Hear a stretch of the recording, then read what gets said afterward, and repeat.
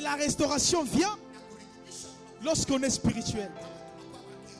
La Bible dit, Jésus est esprit. Et nous aussi, nous devons être esprit. Amen. Pour être restauré, il faut être esprit. Parce que physiquement, rien ne peut se passer. Dans le physique, la restauration ne peut pas venir.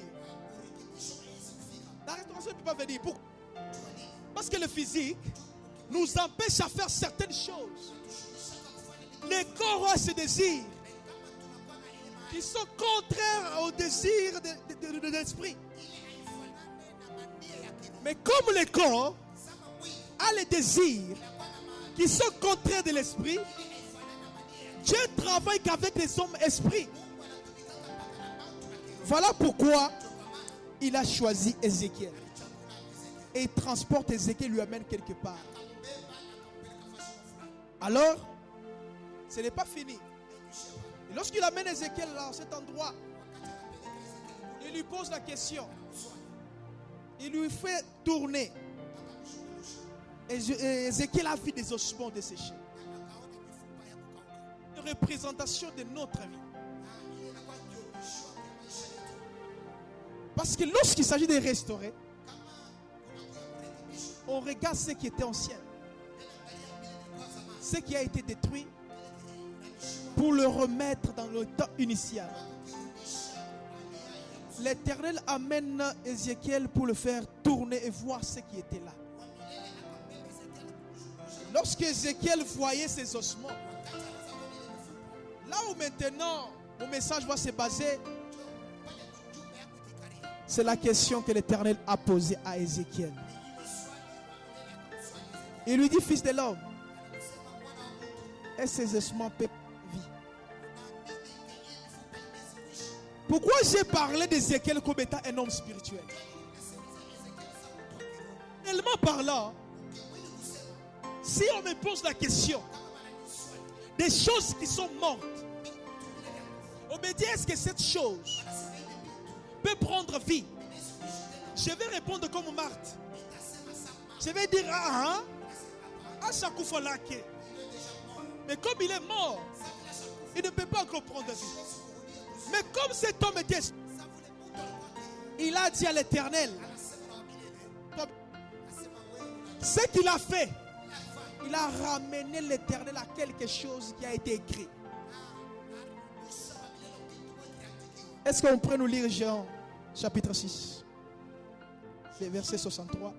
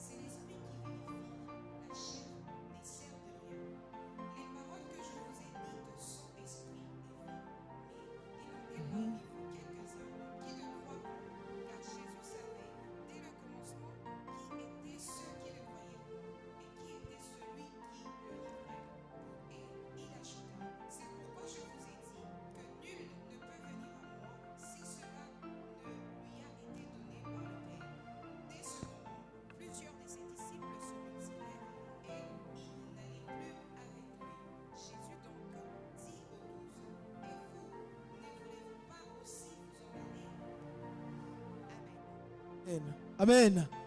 Dans le verset qu'on vient de lire, 63, la Bible dit, c'est la parole qui vivifie. C'est la parole qui donne la vie. C'est ça mon sous-thème d'aujourd'hui. Je dois te parler de la parole qui restaure. Le sous-thème de ce grand thème qui est la restauration, c'est de la parole qui restaure.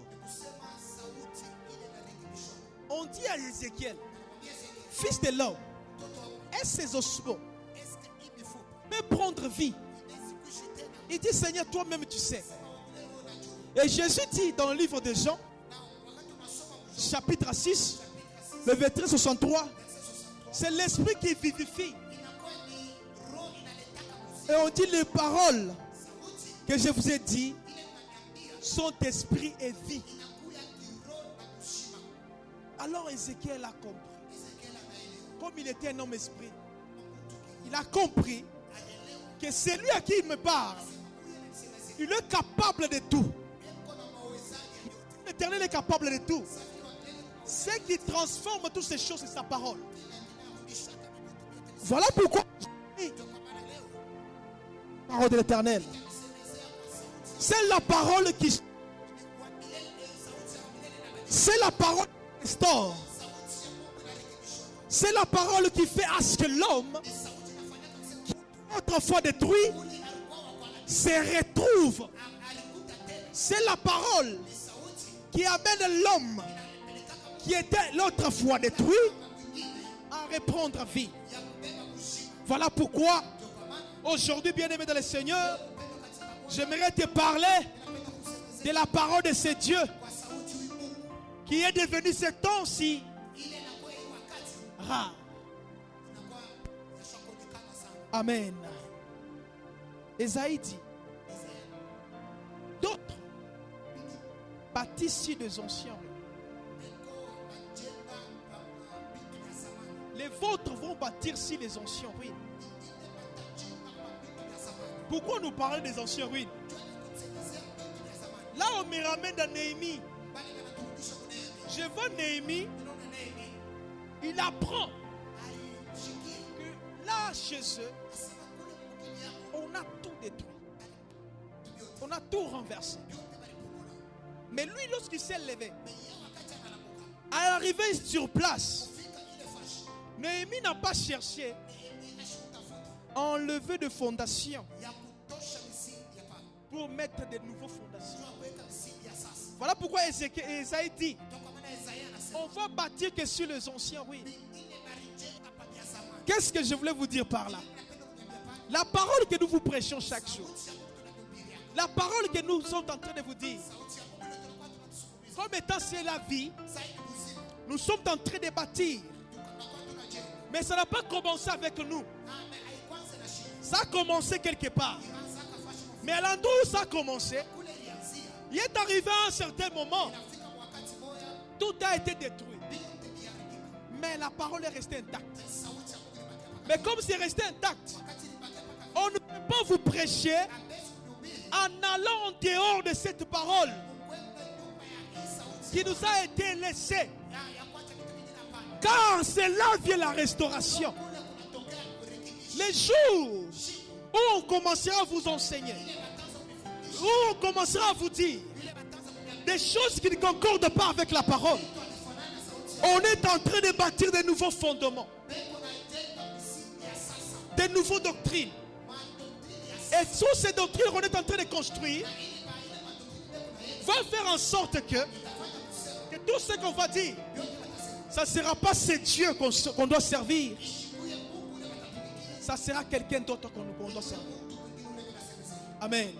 On donne le livre des Corinthiens, vous allez comprendre ce que je vous dis. On a le livre de 2 Corinthiens, chapitre 4.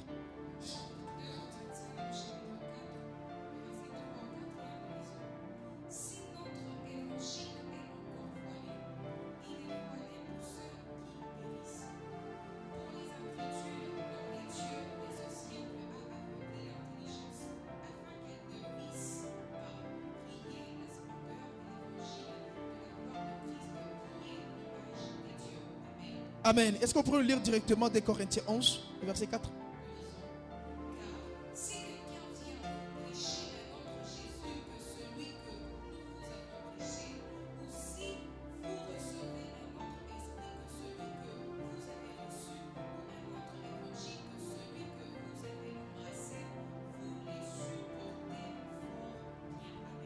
Amen. Dans ces deux versets qu'on vient de nous lire, de l'autre côté, Esaïe qui nous dit, pour nous, la meilleure des choses c'est de bâtir sur les anciennes ruines qu'on nous a laissées. Sur les anciennes ruines qu'on nous a laissées. Et les anciennes ruines qu'on nous a laissées, C'est la parole. Si nous voulons maintenant baser la restauration ou construire la restauration, cela doit se baser dans les Écritures. Cela doit faire à ce que les Écritures puissent avoir sa place dans votre restauration. On ne peut jamais te restaurer si la parole ne les a pas franchis. Car la parole est vie. Mais comme la parole est vie, ce qu'on restaure, c'est la mort. Mais comme la parole est vie, cet évangile, dans le livre de 2 Corinthiens, chapitre 11, le verset 4, on nous dit, il y arrivera un temps, on va vous prêcher. Mais ce qu'on va vous prêcher, on va vous montrer d'autres dieux. On va vous présenter d'autres Jésus. On va vous présenter d'autres sauveurs. On va vous parler encore d'autres choses. Et ces choses-là, si tu n'es pas esprit, tu dois l'accepter fort bien. Amen. Si tu n'es pas esprit, tu finiras par l'accepter. Voilà pourquoi aujourd'hui, les gens aiment ce que eux veulent que les gens le disent. Comme par exemple, je les vois, il y a de ces gens, s'il s'agit de prophétiser, tu ne peux pas lui dire ses péchés. Parce que c'est comme ça. Il a embrassé, lui, l'évangile voilé.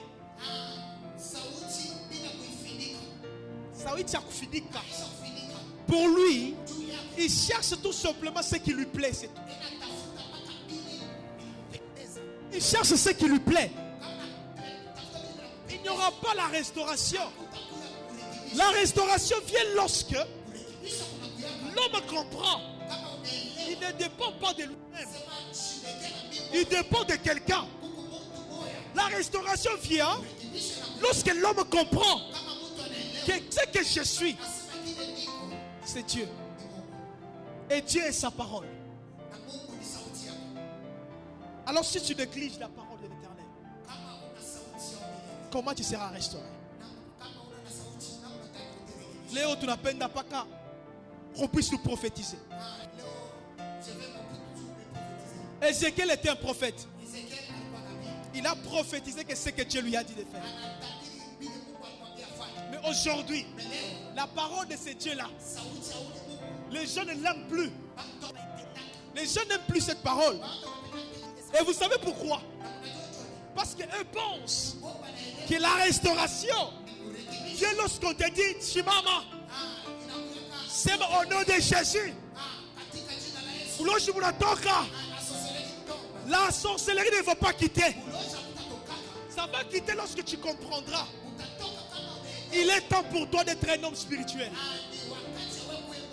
Comment tu peux combattre une personne qui est spirituelle alors que tu gardes charnel? Comment? Oh, pour devenir spirituel, il faut que la parole puisse prendre place. Mais toi, la parole, tu n'aimes pas. Je sais. Ce genre de message. Moi, c'est bon. Je me dis, c'est à ces choses que Dieu m'a donné. J'aime parler que c'est ce genre de choses. Parce que quand tu as pitié, c'est toi qui as Chimama. Chimama. Et on commence à faire n'importe quoi.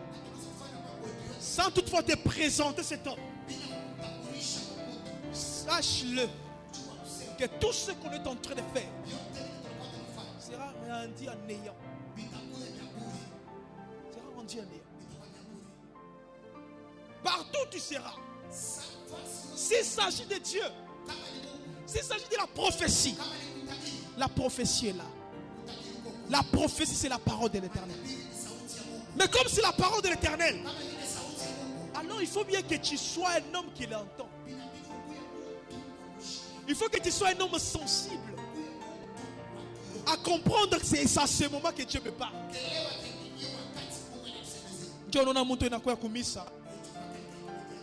Il dit batenda kunitabiri. Leo tena nitaenda kuomba sana. Mais est-ce que tu as la Bible? Est-ce que tu as déjà lu la Bible? Et tu as déjà médité la Bible? Est-ce que tu as déjà compris ce que Dieu a dit dans la Bible sur ta? Comment tu cherches la restauration? Tu ne lis pas. Tu ne comprends pas. Tu ne lis même pas les temps. Mais tu cherches à être restauré. Comment ça peut se passer? La restauration vient lorsqu'on devient conscient. Lorsque tu deviens conscient, c'est à ce moment-là la restauration entrera. On lit le livre de 2 Timothée, chapitre 4, le verset 2 à 4.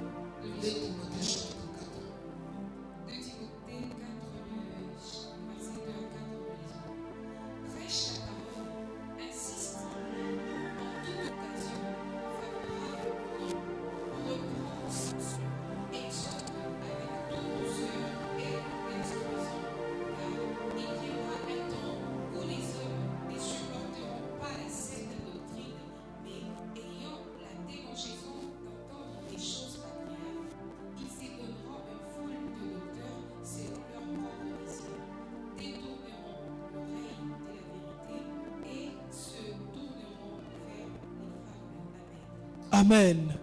C'est la parole de l'Éternel. Ce n'est pas moi qui l'ai dit. Il est bien écrit là-bas. S'il s'agit de prêcher, qu'on prêche sa parole. Qu'on ne parle pas en dehors de sa parole. Si on est en dehors de sa parole,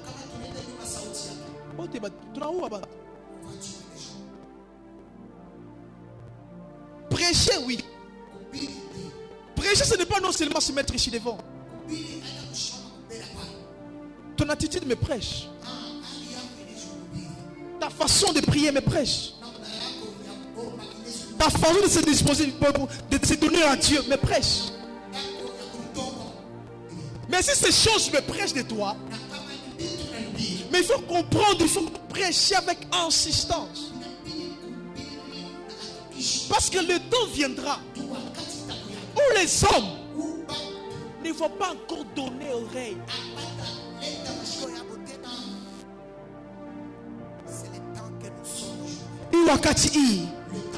Si tu parles de l'évangile,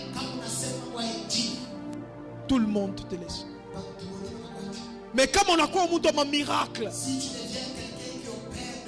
ma fire, à ce moment-là,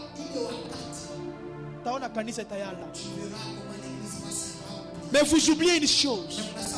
Ici au niveau de Kasumbalesa, je peux aller là-bas. Mais je rentre. Je remplis cette salle. Est-ce pour la gloire de Dieu? Est-ce pour ma gloire? C'est ça le problème. Prêchons l'évangile. Parlons aux gens de l'évangile. Quand c'est de l'évangile sans la restauration. Ta restauration ne vient pas de quelque part. Si tu es enfant de Dieu, ta restauration vient de Dieu. Et Dieu est sa parole. On est arrivé à ce temps-là où les gens ne comprendront plus. Où les gens vont se détourner vers des fables. Où les gens vont se détourner vers des choses qui leur plaisent. Dieu va pas bichafika. Comme on a lu ça, pourquoi Bantu Bamingi ne sont pas bénis? Parce que eux pensent, lorsque on te dit Guémouchen à 30 jours, Bila Kumuyua Be Mungu, tu seras béni. La bénédiction a ses stratégies. Et moi je te parle de la bénédiction spirituelle. Je Je te parle de la restauration spirituelle. On dit Jésus revient bientôt. C'est parmi des paroles que même des païens commencent maintenant à lire. Il y a quoi ça slogan? Jésus revient bientôt. Mais vous oubliez que certaines de ces choses continuent à s'accomplir. Des prophéties bibliques qui a été dit commencent maintenant à s'accomplir. Mais comme ces choses sont en train de venir, si on ne vous parle pas de la restauration qui est la parole de l'Éternel, vous serez détruits. Vous serez détruits. J'aime bien mon église. Parce qu'ici, dans cet endroit, comme on a dit en disant que non, pas Joe Palenta, t'as pas ta bilewe una wazaka. Je dois trouver ce que moi j'aime, ce que moi je pense. Laisse-moi te choquer, tu ne les trouveras pas. Ici, il n'y a que ce que Dieu veut. Ici, il n'y a que sa parole.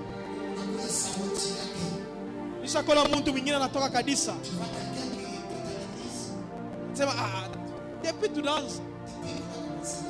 ne parle à Sema Sema. À ton attaque.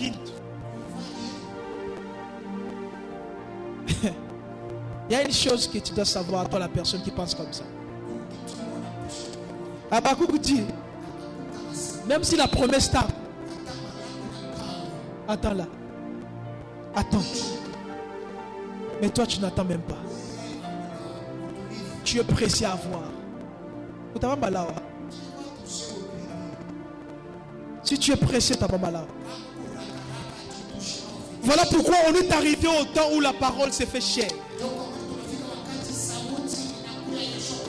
On est arrivé au point où tout commence à changer. Mais il y a une chose que l'Éternel, dès le début, il savait que ce temps arrivera.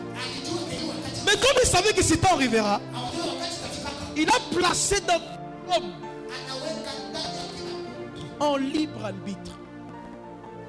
Un libre arbitre. Choix. À chacun de nous, il est libre de choisir. Même Ézéchiel que je vous parle aujourd'hui, il a choisi. Il a refusé ce que Dieu lui a dit. Est-ce qu'on peut nous lire Ézéchiel 4, de verset 12 à 15?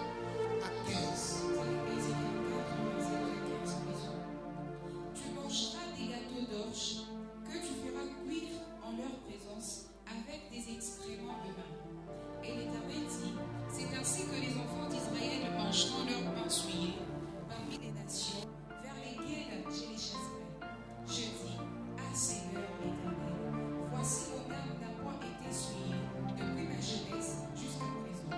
Je n'ai pas mangé d'une bête morte ou déchirée, et aucune chair impure n'est entrée dans ma bouche. Il me répondit, voici je te donne des excréments de bœuf au lieu des excréments humains, et tu feras ton pain des cieux. Amen. Ici, on nous parle d'Ézéchiel. Un jour, Ézéchiel, en parlant avec Dieu, Dieu lui dit l'ordre. Et l'ordre qu'il lui donne, il lui donne dans ton gâteau là, les esprits humains.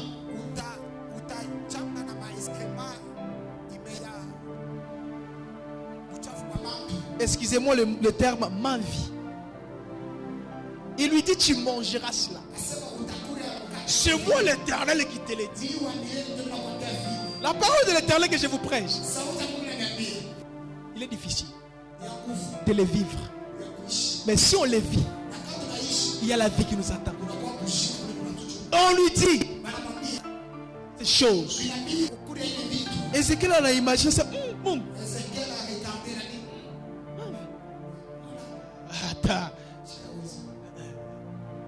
refuser. À chacun de vous, vous avez ce libre arbitre en vous. Vous pouvez refuser. Ou vous pouvez aussi accepter. Dans notre église, personne n'est forcé suivre ces dieux. Mais c'est à toi de faire ces choix. Et ces choix-là, fais-les que ça soit clair dans tout ce que tu fais. Parce que tes décisions que tu vas prendre après d'avoir fait ces choix vont déterminer ta restauration. C'est lorsque cet homme a accepté de manger les excréments des animaux que l'Éternel lui a amené tous les endroits où vous avez cru, vous avez vu.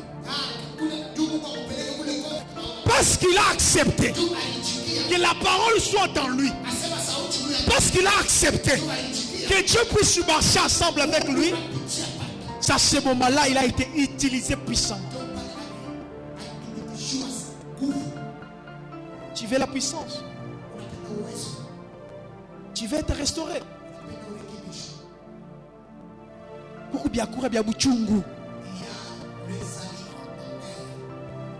Je me rappelle lorsque papa nous parlait de la Pâque. Lorsqu'il parlait de la Pâque, Mimi on a mis ça. C'est que l'on est en train de dire, on parle de...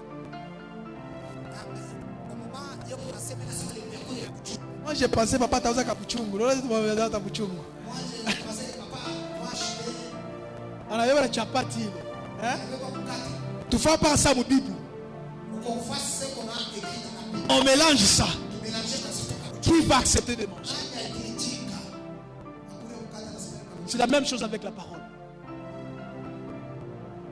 Nous aimons ce que Dieu donne. Mais on n'aime pas ce que Dieu dit. Or, Dieu ne donne rien gratuitement. Parce que Dieu ne donne rien gratuitement. Dieu te donne quelque chose. En retour, il te demande quelque chose. Il dit, j'ai mis devant toi deux chemins. Déjà, il y a deux chemins. Mais c'est deux chemins ici. En retour, j'ai dit, choisis celui-ci. Il ne donne rien pour rien. Tu as le libre arbitre. À toi de choisir. Tu peux choisir. Tu peux choisir. Travailler pour ce Dieu. Ou accepter tout simplement d'être comme tu es. Or, comme tu es là, tu n'es pas restauré. Ah, tu es choqué.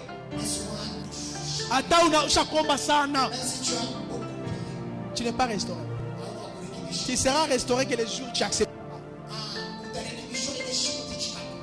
Comme Ézéchiel a accepté de manger les excréments. Tu seras restauré.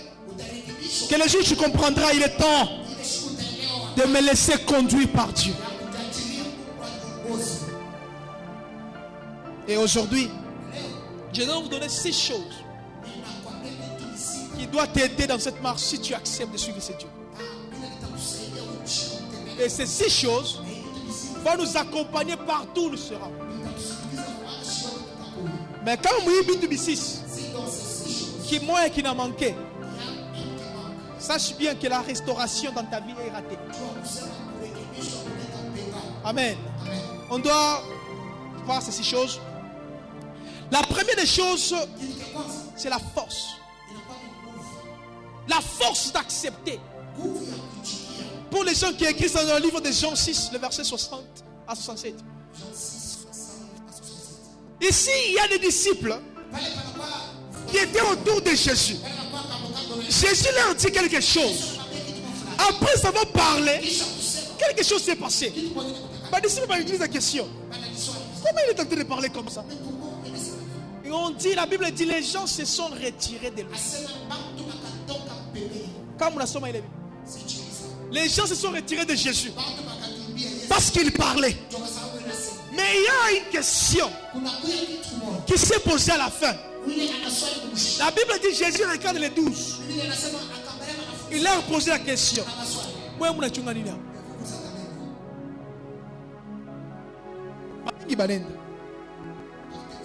Ils ont le choix de choisir. Ça, c'est moi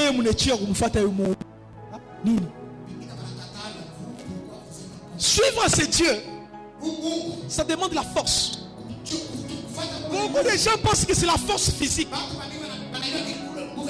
Rien. Il ne s'agit pas de la force physique. Il s'agit de la force mentale. De comprendre qu'ici, il ne s'agit pas de moi. Il s'agit de celui qui va créer.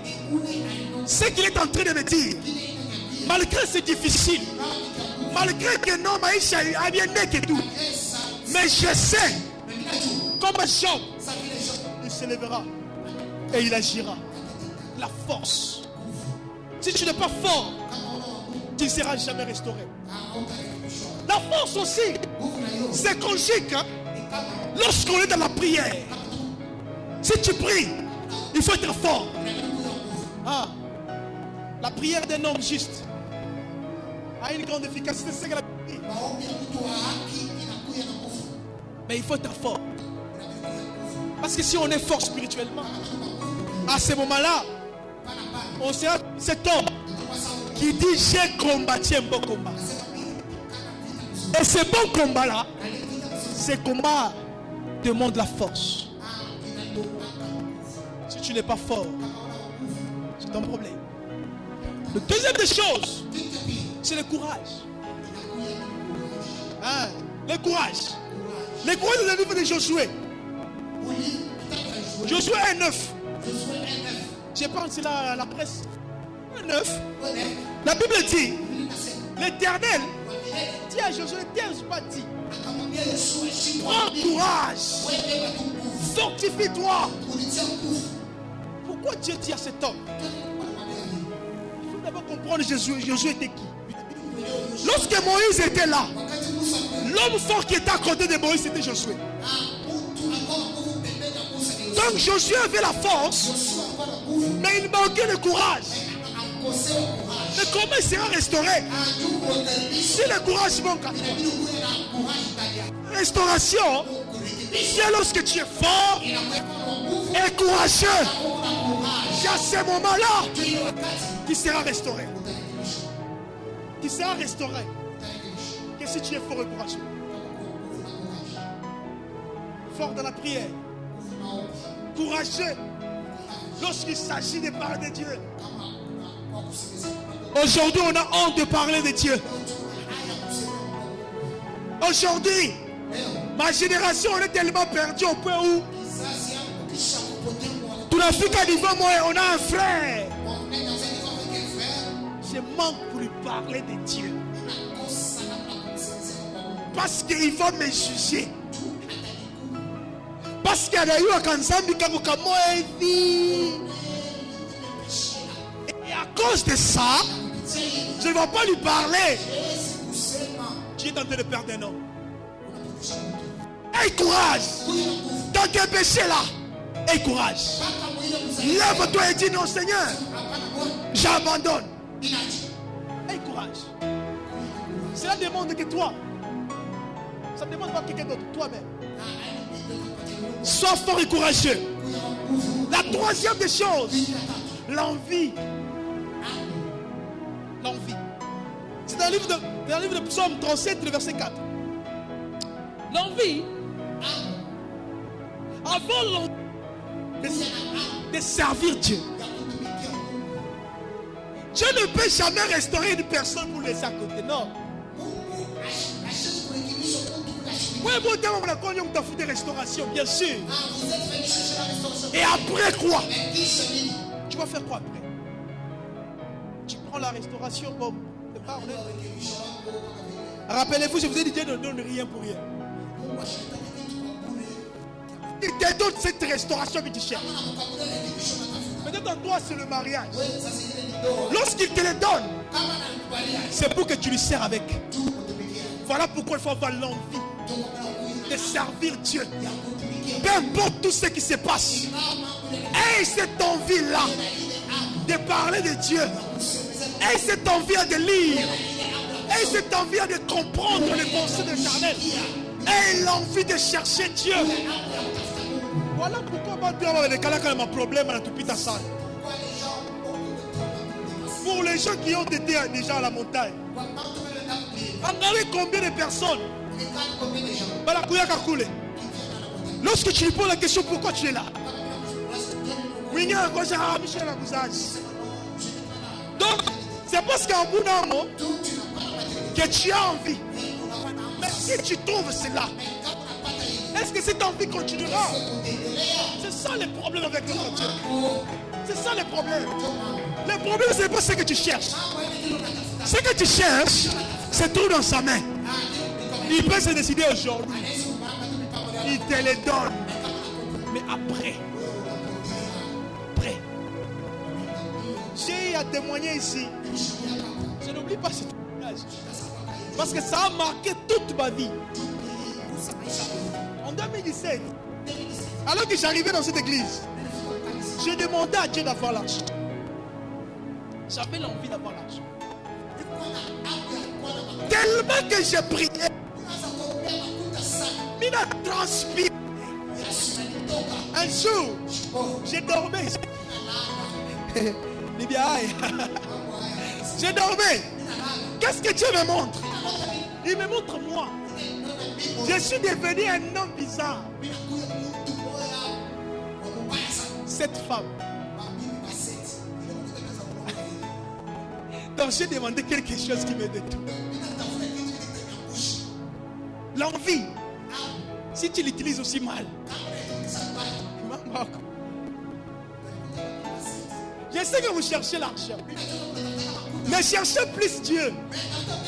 Ayons plus l'envie de Dieu que de l'argent.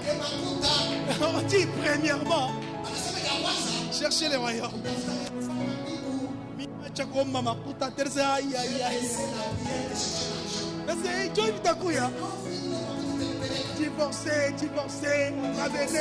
Divorcé, ramener, envie, mieux ambiance. Dieu m'a dit, ouais. Quand on dit, le monde, il le moment viendra, tu vas me le donner. Quand je serai mis. Mais lorsque je suis devenu mûr, il dit dans de petites choses, quand on est fidèle, lorsqu'on nous confie maintenant des grandes choses, tu es confiant. Michel Minakabouré, il ne va pas dépenser en désordre. Il va pas dépenser. C'est comme ça avec Dieu. Amen. La quatrième des choses, c'est l'intelligence. La restauration demande de l'intelligence. Pourquoi je parle de l'intelligence? Pour les gens qui écrivent, l'intelligence est puisée dans le livre de Proverbes 2:6. Mais ici, je dois vous parler de Anne.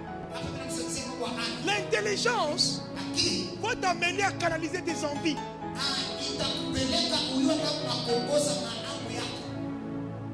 On est d'accord? On est fort. On est courageux. Et lorsqu'on crée les envies, la seule chose qui peut canaliser l'envie, c'est l'intelligence. Parce que les envies touchent directement l'âme. Mais si c'est mal, ça détruit l'âme. Mais si on utilise l'intelligence, ça sauve l'âme. On dit l'âme qui pêche, c'est ce qui mourra. Mais tes envies peuvent t'amener à pécher.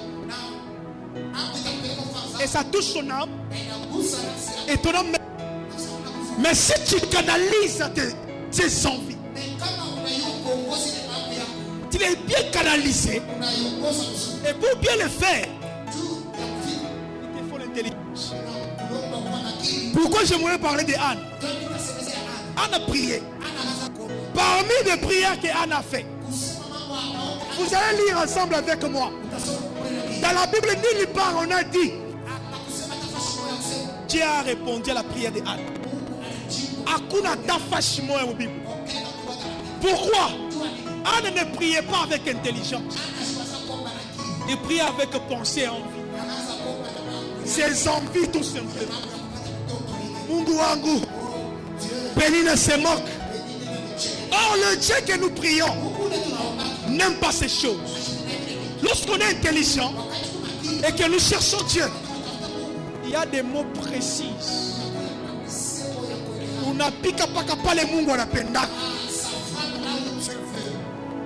Tu vois une personne qui souffre parce qu'il est intelligent. Il dit à Dieu, Seigneur, merci parce que je souffre. Ça n'arrive pas. C'est lorsque nous souffrons que nous avons le monde. Je parle tout de moi. L'intelligence va te pousser à mieux prier. L'intelligence va te faire comprendre qui est celui qui est devant toi. Est-ce ton ami ou bien Dieu? Si c'est un Dieu, qu'est-ce que Dieu te dit? Voilà pourquoi je vous ai dit, il faut lire la Bible. Dieu dit ceci. Si tu veux me prier, si tu veux me demander quelque chose, demande-le en me suppliant. Imagine, il est Dieu. On est ses enfants. Quelque part, toujours le même Dieu, il dit, il connaît nos problèmes. Il connaît nos désirs. Mais il nous dit, demande-moi. Mais je sais que je les connais, je connais tous les problèmes. Mais lorsque tu veux me les demander, fais-le en me suppliant. Non, non.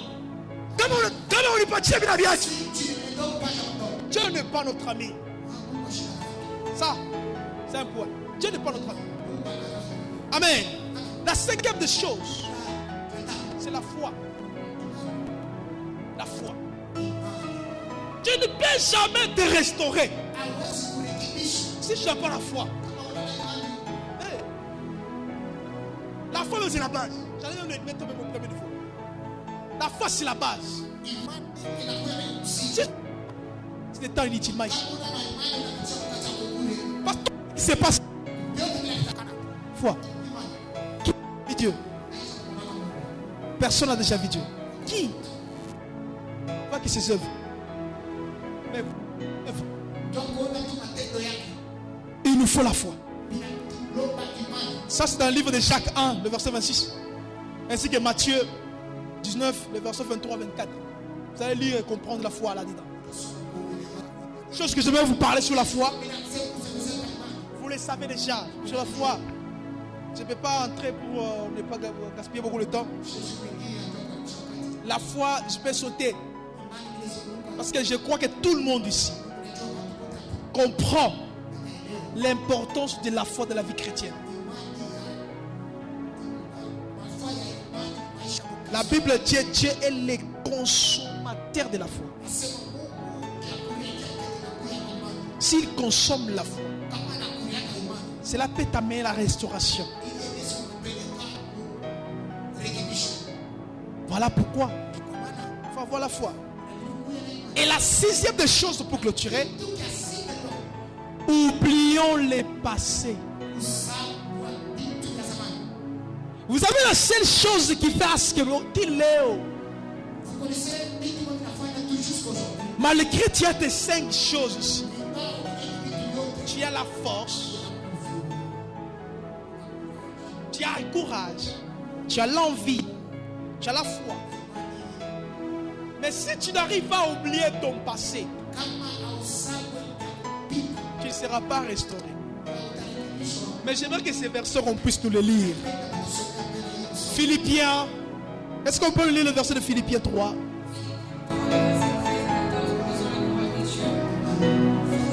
Je pense pas l'avoir saisi, mais j'ai fait une chose.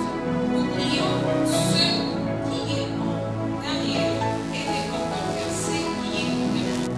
Je confère les buts pour porter un leader sur l'Esprit de Dieu en Jésus-Christ. Amen. Complète avec le verset, ce verset en clôture. 1 Timothée 4, le verset 12. 1 Timothée 4, le verset 2. Verset 12. C'était le verset 12. J'ai écrit le verset 2.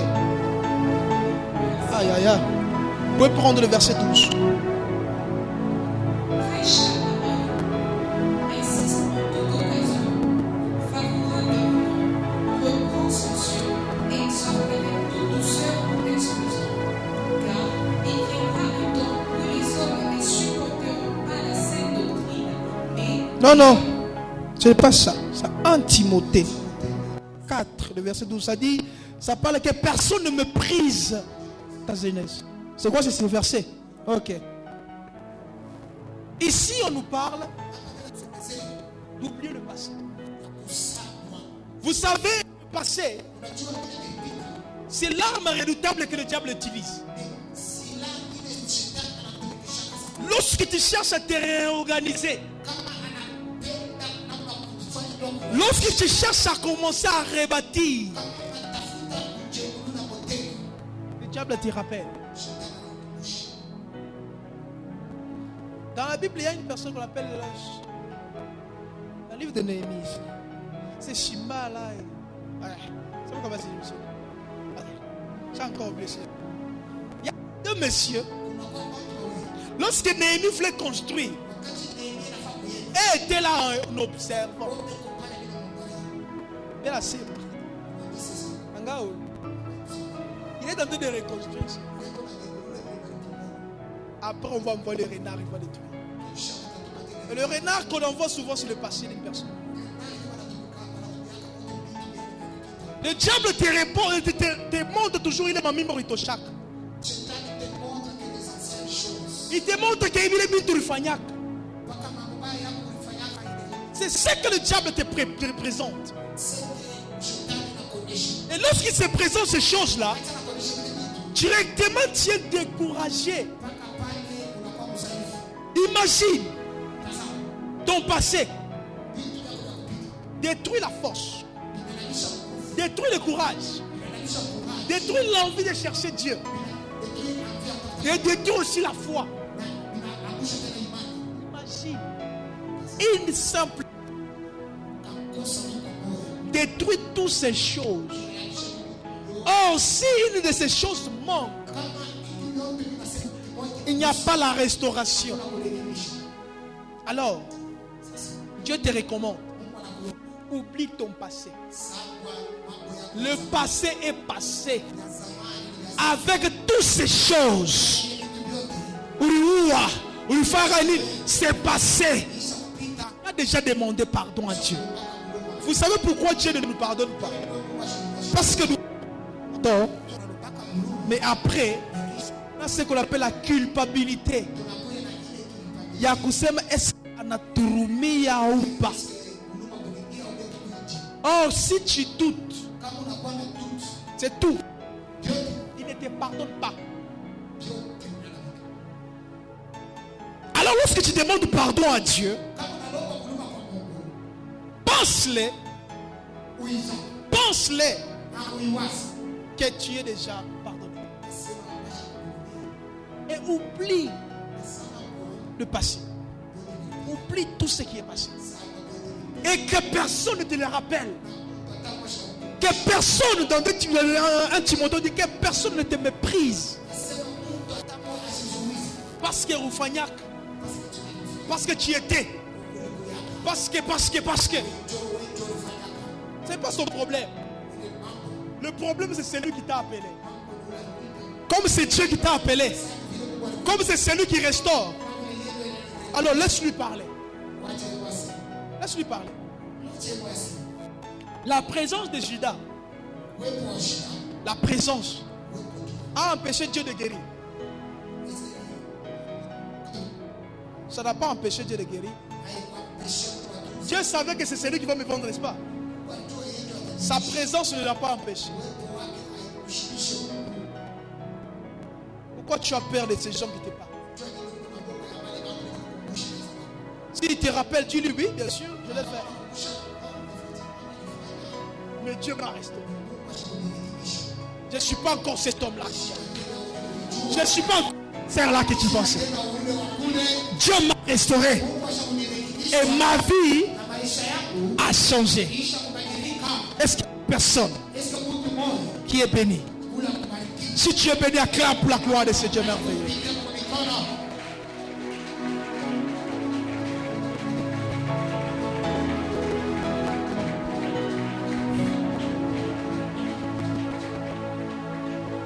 Nous allons prier. Nous allons prier. Prenez une bonne position. Nous allons prier.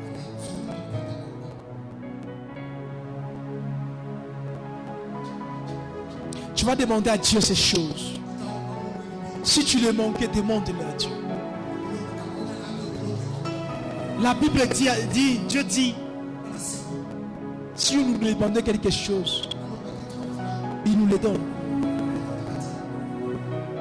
Si tu manques la force de continuer à avoir Dieu ici,